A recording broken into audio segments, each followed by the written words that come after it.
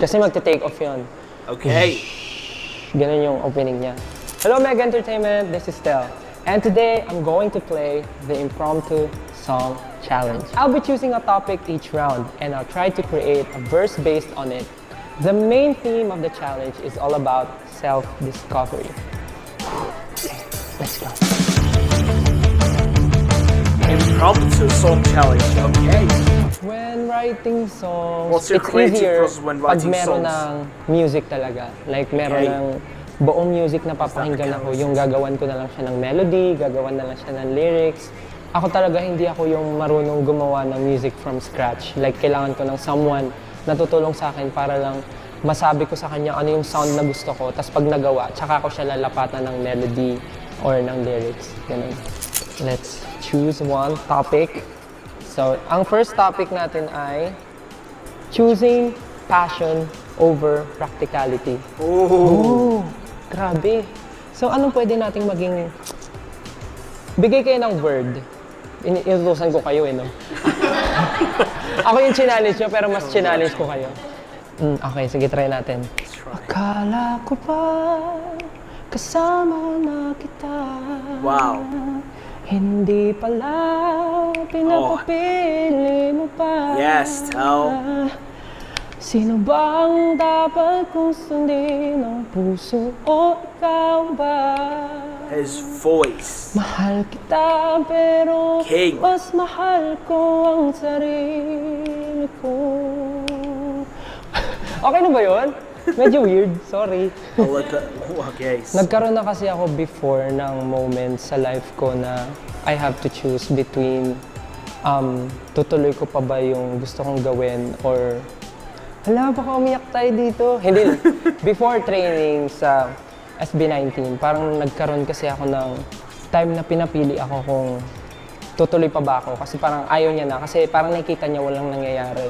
Pero mas na-feel ko kasi na mas may mangyayari sa ginagawa ko. Hindi pa kami SB19 noon. Trainee pa lang kami. Na-feel ko na parang baka yung tao na to hindi siya yung ready supportahan ako mag-fail or maging successful man yung career. So parang pumili talaga ako and pinili ko sarili ko. I chose myself, okay? Laliw, oo eh. Hey, so dramatic. Grabe. He's saying, Pero yeah. okay naman, goods naman. Bigla nag-explain. Hindi, pero goods naman. Okay naman It's kami good ng though. tao. It's good that we're getting to know Okay, next a po. lot of things. Adulting, hala, ang hirap nito. Magkano ba ang bill? Totoo ata yung pagdating mo ng 25, medyo nagkakaroon ka ng quarter life crisis. So parang naano ko talaga siya, na naramdaman ko siya, parang sabi ko sa sarili ko, parang walang nangyayaring thrill sa buhay ko. Parang tutuloy pa ba ako? Like dumating ako sa ganun. So ano bang pwedeng topic dito? Adulting. Kaya ko na bang mag-isa? Iyong hindi na kita kasama. Kaya ko na bang tumayo sa aking mga what a voice. Yes, Iyong Tel. hindi na kita kasama. Kaya ko bang lumipad pag hindi ka tanaw? Kaya ko bang maglakad pag hindi kita akbay? Nais kong pumunta sa lugar kung saan na wala ka na. Lovely voice. Ako ang mag-isa. He has got lovely voice. Eh, wala lang siyang tono pero may lyrics.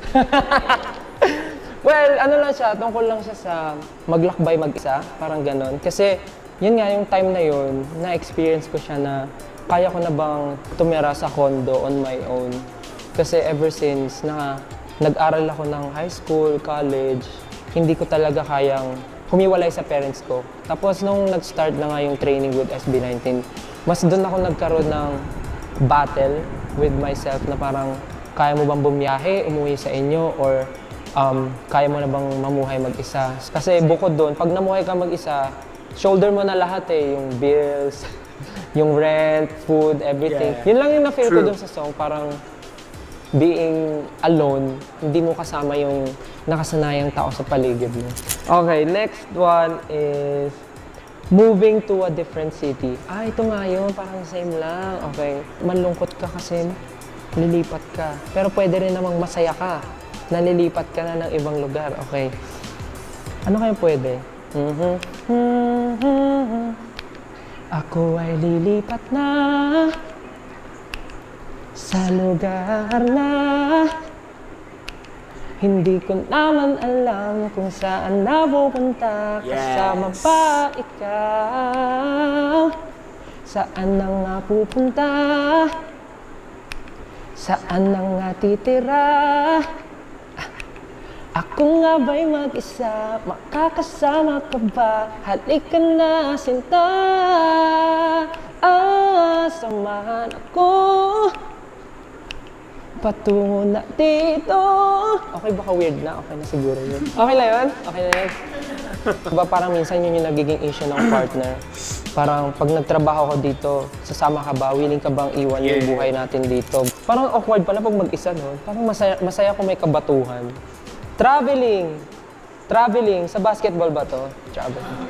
So pag traveling, syempre, ano yan? Parang pwedeng ibang bansa, pwedeng eroplano. Okay, eroplano na lang yung topic natin, eroplano. Kasi magte-take off yun. Ito, makikita ko ba kung ano? So much ang emotion. ninanais ng puso ko, nalilito. Saan nga ba patungo ang tulad ko? Yes! Parang medyo may laman yun. Hindi. Well, kasi naisip ko lang eroplano. So minsan, sa buhay, may mga nagiging desisyon tayo na akala natin, sure na tayo doon. Pero once na nag-make tayo ng move or gumawa tayo ng step, biglang mapapatanong ka, tama ba itong ginawa ko? Parang sure ba ako dito? Ano bang makikita ko pagdating ko doon?